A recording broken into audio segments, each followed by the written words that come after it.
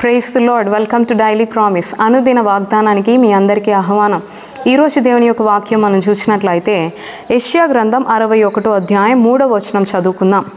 సియోనులో దుఃఖించు వారికి ఉల్లాస వస్త్రములు ధరింపజేయుటకును, బూడిదకు ప్రతిగా పూదండను, దుఃఖమునకు ప్రతిగా ఆనంద తైలమును, భారభరితమైన ఆత్మకు ప్రతిగా స్తుతి వస్త్రమును వారికిచ్చుటకు ఆయన నన్ను పంపి ఉన్నాడు.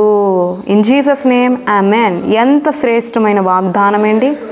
దేవుడు అంటున్నాడు ఏమని అంటే, సియోనులో దుఃఖించు వారికి ఉల్లాస వస్త్రము ధరింపజేస్తాను అంటున్నాడు. సియోనులో అంటే దేవుని మందిరములో ఎవరైతే దుఃఖిస్తున్నారో, ఎవరైతే వేదన కలిగి బాధ కలిగి ప్రార్థిస్తున్నారో వారికంటే దేవుడు ఉల్లాస వస్త్రాన్ని ధరింపజేస్తాడంట. ఈరోజు నీ జీవితంలో దుఃఖం కలిగి ఉన్నావా? దుఃఖ దినాలు కలిగి ఉన్నావా? ఎటు చూసినా దుఃఖంతోనే నీ జీవితం మునిగిపోయిందా? సియోను అంటే దేవుని మందిరానికి వచ్చి నువ్వు ఏడుస్తూ దేవునికి ప్రార్థిస్తున్నావా?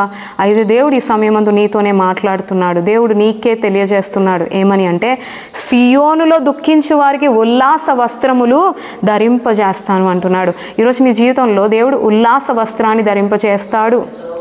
ఇది నమ్ము. ఇంకా అంటున్నాడు, బూడిదకు ప్రతిగా పూదండ ఇస్తాడంట, దుఃఖమునకు ప్రతిగా ఆనంద తైలముతో నిన్ను అభిషేకిస్తాడంట. భారభరితమైన ఆత్మకు ప్రతిగా స్తుతి వస్త్రము నేను నీకు ఇస్తాను అని ప్రభువు నీకే తెలియజేస్తున్నాడు. ఈరోజు నీ జీవితంలో కష్టాన్ని బట్టి నువ్వు కృంగిపోతున్నావు, దేవుని యొద్ద ఏడుస్తున్నావు. నీ ప్రార్థనకి దేవుడు జవాబు ఇవ్వట్లేదని అనుకోకు, నీ ప్రార్థన దేవుడు వినట్లేదని అనుకోకు. దేవుడు వింటున్నాడు, నీకు జవాబు ఇస్తాడు. నీ యొక్క దుఃఖాన్ని దేవుడు తొలగించి స్తుతి వస్త్రాన్ని నీకు ధరింపజేస్తాడు. నీ బూడిదకు ప్రతిగా పూదండతో నిన్ను సన్మానించడానికి ప్రభు అయితే సిద్ధంగా ఉన్నాడు. నువ్వు ఎదుర్కొంటున్న సమస్య ఏంటో, నీ అవసరత ఏంటో నాకైతే తెలియదు, కానీ నువ్వు ఎదుర్కొంటున్న ఏ సమస్య అయినా దేవునికి తెలుసు. నువ్వు ఎదుర్కొంటున్న ప్రతి అవసరత అక్కర ప్రభువుకి తెలుసు. ఆయన నిన్ను ఆదుకుంటానంటున్నాడు. అయితే నువ్వేం చేయాలో తెలుసా? ఆదుకునే దేవుణ్ణి పట్టుకొని ఉండాలి.